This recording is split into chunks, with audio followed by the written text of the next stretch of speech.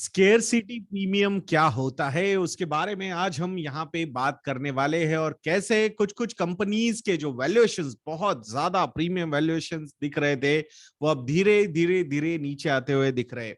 तो पहले तो मैं आपको एक क्वेश्चन पूछूंगा कि आपको कौन सी वो कंपनीज लगती है जिनको स्केर्सिटी प्रीमियम मिलता है, यानी कि वैल्यूएशन उनका काफी हाई लेवल पे होता है। तो कमेंट सेक्शन में लिखना मत भूलिएगा दोस्तों। एंड इस वीडियो का जो टारगेट है वो एटलीस्ट 5000 लाइक्स का टारगेट मैं आप लोगों के सामने यहाँ पे रखने वाला हूं। अब स्केर्सिटी प्रीमियम में सबसे पहले हम बात करेंगे कि asset management company with example, और इसका फिर मैं डेफिनेशन भी आपको समझाऊंगा। जब सबसे पहले कोई एसेट मैनेजमेंट कंपनी लिस्ट हुई या फिर बहुत ज्यादा बोलबाला हुआ उसका, जैसे लिस्ट तो रिलायंस एएमसी हुई थी पहले, जो अभी निप्पॉन एएमसी है, बट जब सबसे ज्यादा जो बोलबाला हुआ लिस्टिंग के टाइम वो था एचडीएफसी एसेट मैनेजमेंट कंपनी। वो एक कंपनी थी जो लिस्टेड थी, और रिलायंस एएमसी और निप्पॉन एएमसी ये तब तक शिफ्ट नहीं हुए थे। एंड रिलायंस एएमसी को as an investment option lot of institutional investors were not ready to go and invest, and that's why HDFC AMC ने वो scarcity premium बहुत ज्यादा एंजॉय किया। अब क्या होता है scarcity premium? जब उस पर्टिकुलर सेक्टर की कोई कंपनी ही लिस्टेड नहीं है, तो तब अगर इन्वेस्टर्स को उस सेक्टर को एलोकेशन लेना है, उस सेक्टर में इन्वेस्ट करना है, तो ऑब्वियसली डिमांड ज्यादा है और सप्लाई कम है, and that's why valuation of such companies will be on a higher side, and that's what we have seen। जब से HDFC AMC लिस्ट हुआ तब से ऑलमोस्ट 67-68 के प्राइस टू अर्निंग्स रेशियो तक ये कंपनी के मतलब प्राइसिंग जा चुकी थी, वैल्यूएशन जा चुका था। फिर क्या हुआ? फिर बाद में 2020 में, अक्टूबर 2020 में यूटीआई एएमसी ने अपना आईपीओ लाया। सो ऑब्वियसली जो स्केर्सिटी प्रीमियम था उस पर्टिकुलर उस पर्टिकुलर सेक्टर का, वो वहां पे थोड़ा सा कम हुआ। क्यों? क्योंकि अब लोगों के पास दूसरा ऑप्शन भी अवेलेबल हो गया। By that time even Reliance का भी एक्विजिशन हो गया था निप्पॉन की तरफ से, तो वो भी एक बहुत ही मतलब इन्वेस्टमेंट पॉइंट ऑफ व्यू से एक अवेलेबल ऑप्शन नजर आ रहा था, तो वो भी एक कंपनी अवेलेबल हो गई। And that's when the premium levels, the price to earning ratio में जो प्रीमियम मिल रहा था कंपनी को, एचडीएफसी एमसी को, वो धीरे धीरे धीरे धीरे हमने नीचे आता हुआ देखा। देन क्या हुआ? फिर सितंबर 2021 में आदित्य बिरला सन लाइफ एएमसी का आईपीओ आया। देन अगेन उस ये कंपनी का जब प्लानिंग हुआ कि आईपीओ आने वाला है, तो उसके बाद जो पी रेशियो है वो भी अब धीरे धीरे धीरे धीरे नीचे गिरने लग गया। तो ये जो scarcity premium HDFC AMC enjoy कर रही थी, अब ज्यादा कंपिटिटर्स अवेलेबल हो गए इन्वेस्टमेंट के लिए, and that's why institutional investors have started investing in other investment options also from the same sector। और अभी करंटली 36 के पी रेशियो पे एचडीएफसी एएमसी का स्टॉक ट्रेड कर रहा है। अब इन बिटवीन क्या क्या चीजें हुई है? इन बिटवीन आपका स्टॉक मार्केट ऊपर गया है, एसेट्स अंडर मैनेजमेंट आपके ज्यादा बढ़ गए हैं, बट स्टिल आपका जो प्राइस टू अर्निंग्स रेशियो है वो कंसिस्टेंटली नीचे नीचे नीचे आ रहा है।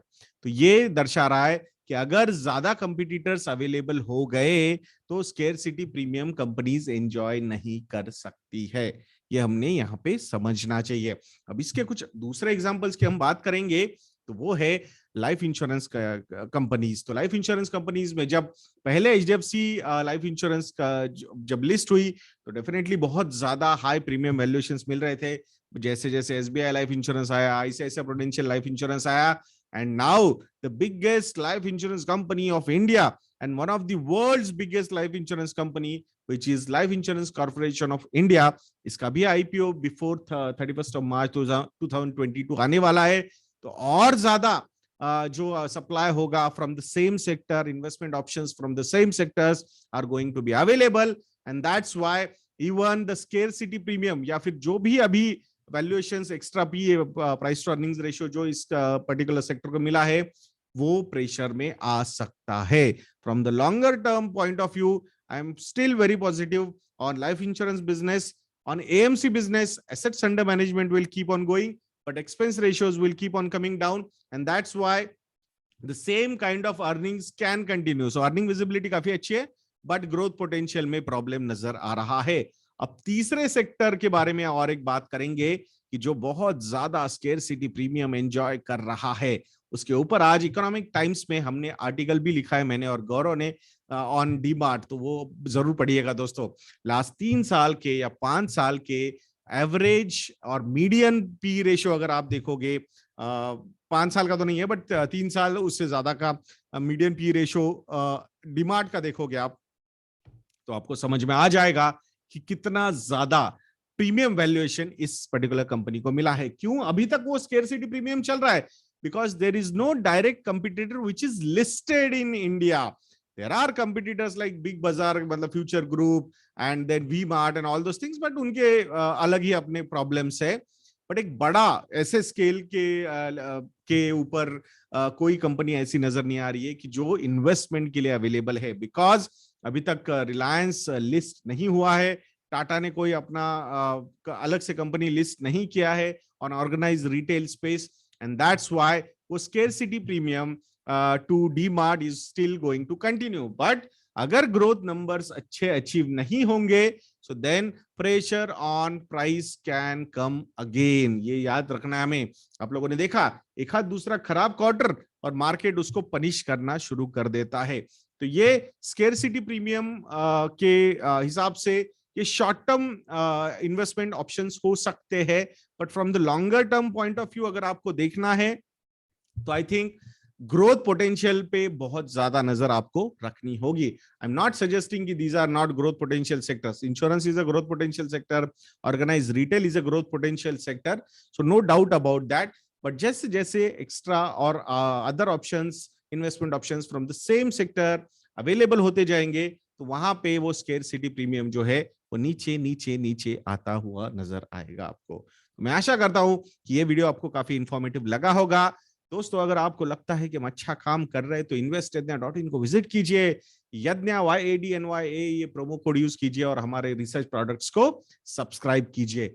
एंड अगर आप हमारे एग्जिस्टिंग मॉडल पोर्टफोलियो सब्सक्राइबर हो तो आप आपके मॉडल पोर्टफोलियोज को हमारी ही वेबसाइट investednya.in से एग्जीक्यूट भी कर सकते हो, यानी कि इन्वेस्टमेंट भी वहीं से स्टार्ट कर सकते हो। सारे टेक्नोलॉजी के इंटीग्रेशंस आर इन प्लेस। मैं आशा करूंगा आप जरूर उसका भी लाभ उठाएंगे। उसके रिलेटेड कुछ क्वेरीज है, कॉल कीजिए, ईमेल लिखिए, दोनों ये numbers and email IDs are available on our website investednya.in। So next video तक के लिए मुझे आज्ञा दीजिए दोस्तों। जय हिंद।